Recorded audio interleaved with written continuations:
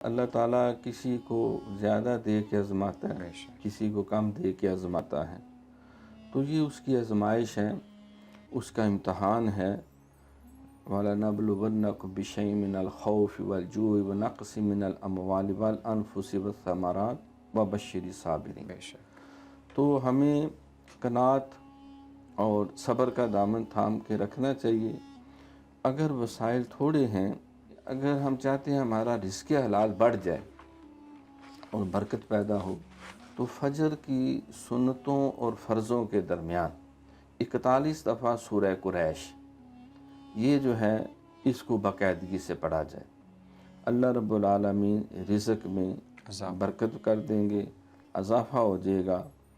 تو یہ عمل جو ہے، پھر دوسرا سورہ یاسین، اس کی تلاوت جو ہے اس سے بھی رزق میں برکت اور کشادگی پیدا ہو جاتی ہے۔ ایک شخص نے سرکار سے عرض کی، حضور رزق میں برکت نہیں، تو آپ نے فرمایا کہ گناہ چھوڑ دو۔ اللہ۔ ایک شخص نے بھی ایسے ہی شکایت کی، شاید اس کی یہی کیفیت تھی، تو سرکار نے فرمایا کہ تم استغفار کی کثرت کرو۔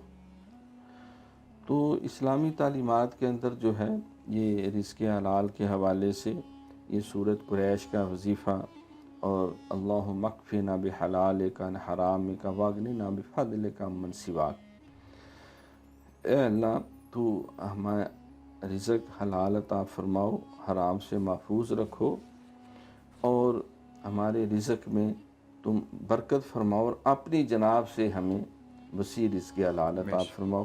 یہ دعا بھی نماز کے بعد اگر 3 دفعہ مانگی جائے تو اس سے بھی رزق میں برکت اور اضافہ ہو جاتا ہے۔ پھر اس کے علاوہ بزرگوں نے فرمایا کہ اپنے رزق میں سے کچھ اللہ تعالیٰ کے راستے میں بھی دیا جائے۔